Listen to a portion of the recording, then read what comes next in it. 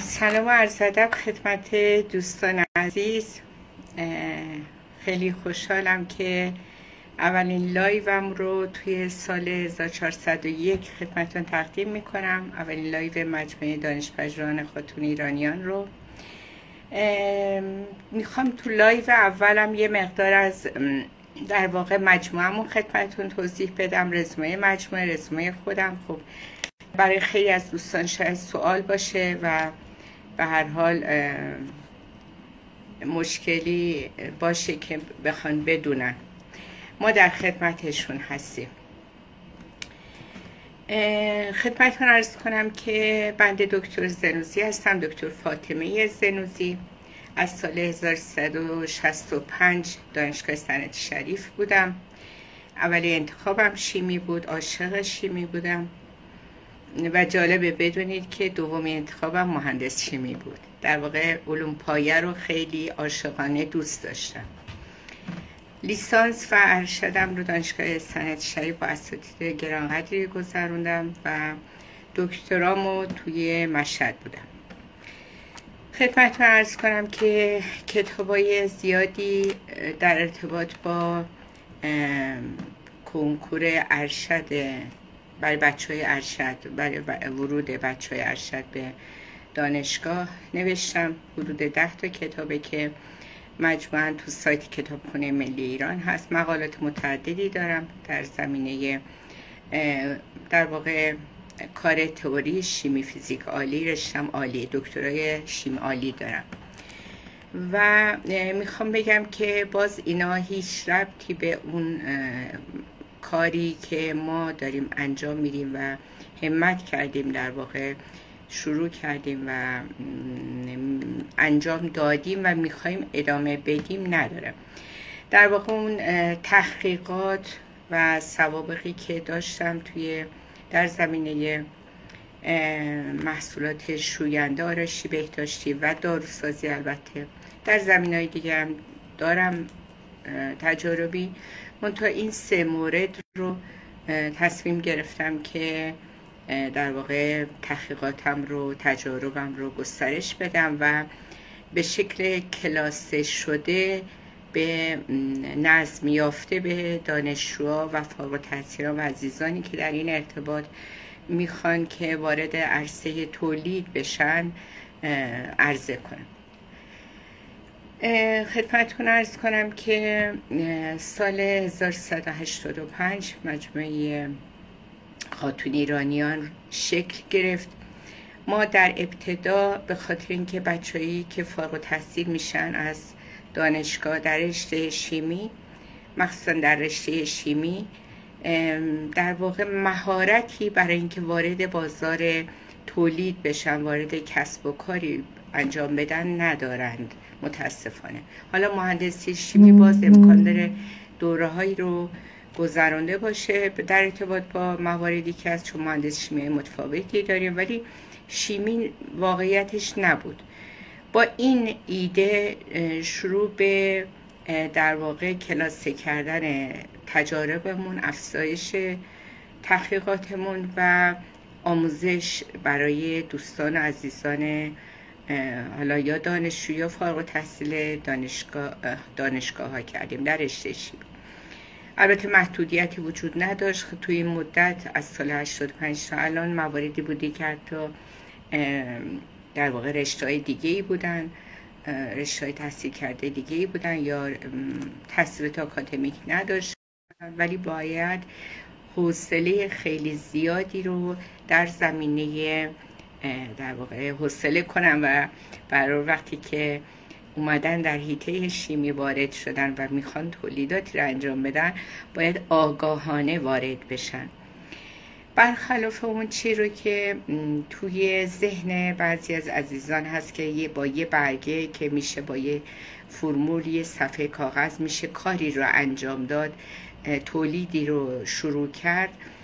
میخوام بگم که اینطوری نیست. ما در واقع تو مجموعمون به گونه‌ای آموزش میدیم، در خدمت عزیزان هستیم که از 0 تا 100 اون قضیه، از 0 که عرض میکنم اینکه حالا در واقع سورفاکتان چیه، امولسیون چیه، سوسپانسیون چیه، چیزایی که حتما هممون قبلا خوندیم و خب به هر حال فراموش کردیم و الان نیازه که ما بدونیم و آگاه باشیم در ارتباط با کاری که میخوایم انجام بدیم.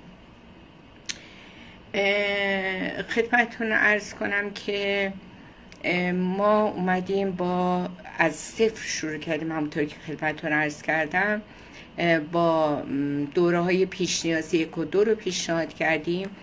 خب دوره های پیش نیازی 1 و 2 بعضاً چون ما قشر عرض کردم مختلفی از عزیزان رو داریم، بوده کسی که مسئول کنترل کیفی کارخونه معروفی بوده که من اصلا اینجا نمیخوام عزیزان رو اسم ببرم، همونطوری که سرتیفیکیت هایی که صادر کردیم رو ما میتونستیم برای تبلیغ کار خودمون بذاریم تو سایت ها و کانالامون، ولی نذاشتیم برای اینکه اینا در واقع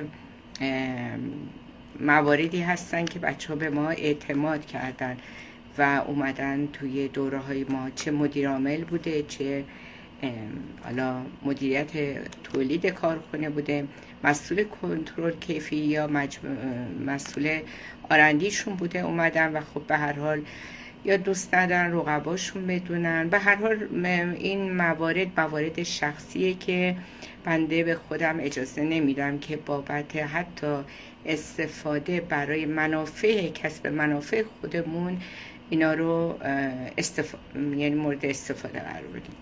به هر حال عرضم اینه که پیش نیاز 1 و 2 رو ما گذاشتیم به خاطر اینکه دیدگاه هممون در مورد مواردی که توی گروه های من دارم الان راجع به محصولات شوینده، آرایشی، بهداشتی و ضد عفونی کننده ها صحبت میکنم، برای اینکه دیدگاه هامون یکی باشه. وقتی که میگیم سورفاکتانت مثلا میگیم شوینده، بدونیم که حتما باید سورفاکتانت آنیونی داشته باشه. حالا میتونه مقدارش کم و زیاد باشه ولی ملایم تر باشه، ولی حتما باید سورفاکتانت آنیونی داشته باشه. و اینکه میگیم کدوم مورد سیف تره، ایمن تره برای استفاده، چون خیلی از شوینده برای انسان یعنی با سرکار دارن با پوست و موی انسان، سیف تره یعنی چی؟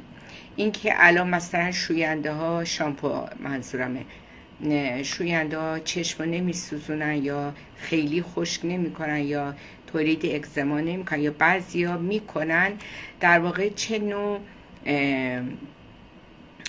سورفاکتانتی به کار رفته. یعنی میتونن بچه ها تشخیص بدن بعد از اینکه دوره هامون تموم شد. حالا بستگی داره که چه دوره انتخاب کرده باشن، ولی در انتهای کار ما بعد از اتمام هر دوره‌ای که انتخاب میکنن که قبلش باید حتما قبل از گذروندن اون دوره حتما پیش نیازها رو گذرونده باشن. عرض کردم بوده کسی که اصلا تحصیلات آکادمیک نداشته و یا کسی که از کانادا دکترای شریف رو داشته و الان تو کانادا بوده و از کانادا با ما تماس گرفته و آنلاین تو دوره‌های دانشگاه شریفمون شرکت کرده بود، یا دکترای مهندسی شیمی یا شیمیستی که برای در خدمتشون بودیم. میخوام اینو بگم که به دکترا داشتن نیستش مواردی که ما توی دوره هامون خدمتون عرض میکنیم. دوره هامون فقط شاید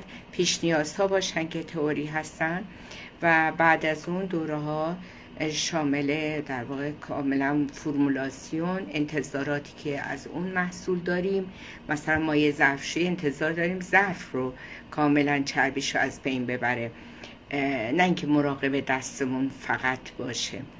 حالا مراقب دستمون هم باید باشه، ولی کار اصلی چربی زیاده روی ظروف هستش که باید از دست بره. پس باید حالا اکتیوش رو بالاتر بگیریم، په‌هاشش رو بالاتر بگیریم، یا در ارتباط با مثلا مایع دستشویی که باید مراقب پوست ما باشه، با توجه به اینکه شاید 10 بار پیر، جوان، بچه، بزرگسال همه دارن دستاشون رو با مایع دستشویی میشورن. علاوه بر اون ظاهر زیبا و رایحه مناسب باید مراقب پوستمون هم باشه. همینطوری کرم ها و محصولات دیگه شوینده آرایشی بهداشتی. انتظاراتمون رو تا هر دوره میگیم با توجه به اینکه همه کسایی که توی دوره ها شرکت میکنن پیش نیازهای 1 و 2 رو گذروندن، یعنی دیدگاه هامون یکی. عرض کردم بودن بچه‌هایی که حتی مسئول کنترل کیفی بودن و البته نیازی شاید به این مورد نداشتن، ولی ما میخواستیم فقط توی یک چند ساعتی که کنار هم دیگه جلسات ما به شکل متکلم الوحده نیستش، یعنی بنده فقط صحبت نمی کنم و بقیه گوش کنن، به جز این لایو که در واقع فرق میکنه. تو جلسات ما حالت میزگرد داره و به بچه‌ها سوالاتشون و نظراتشون و من سوال میکنم ازشون و به هر حال بچه‌ها اینقدر جذاب کلاس براشون که من حالا نمیخوام بگم، خودتونم خواهید دید، یعنی ساعت‌ها دلشون میخواد که بشینن و با هم دیگه در این گونه موارد صحبت کنیم. به هر حال با توجه به اینکه دوره‌های پیش نیاز 1 و 2 رو گذروندن، ما اول نیازمون رو یعنی خواستمون رو از این محصول میگیم، حالا شامپو، اسکراب، افتر شیو، عطر کلون هست، هر موردی که تو رنج محصولات شوینده آرایش بهداشتی میگنجه رو انتظاراتمون رو میگیم و بعد شروع میکنیم طبق اون انتظارات فرمولاسیون هایی رو مطرح میکنیم، دونه به دونه مواد اولیه اون فرمولاسیون ها رو با هم بررسی میکنیم که هر کدوم با توجه به ساختارش که همه رو در میاریم، قرار نیست حفظ بکنیم، با توجه به ساختارش میگیم نقشش تو محصول نهایی چی هستش و در نهایت پH و ویسکوزیته محصول و آزمایش‌های کوالیتی کنترل محصول رو میگیم خدمتتون.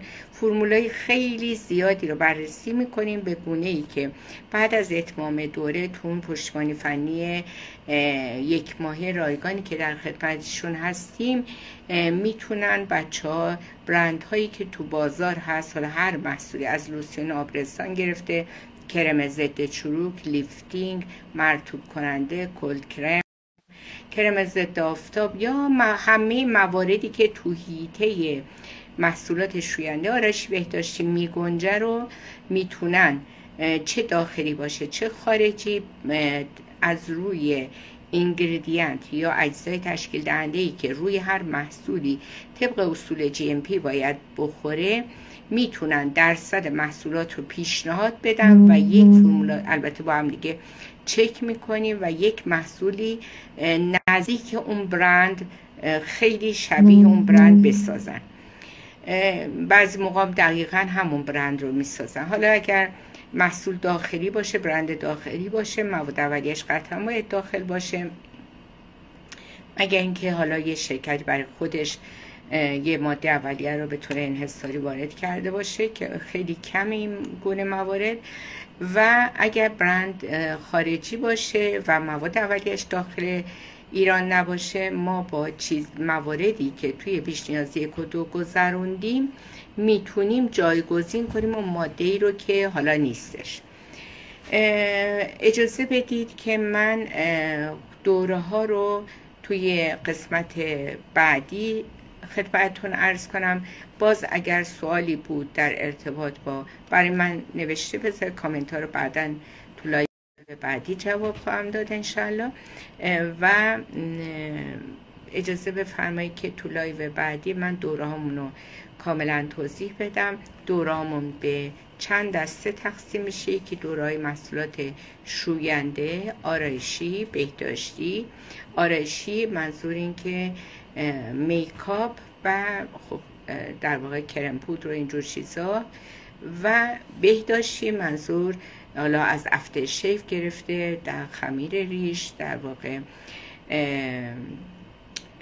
اسکراب ها، کرمای موبر، کرمای مرطوب کننده یا هر موردی که در حیطه بهداشتی میگنجه که در واقع آقایون هم میتونن استفاده کنن و باید به پوستشون برسن، سرم پوست، محصولات مو و غیره.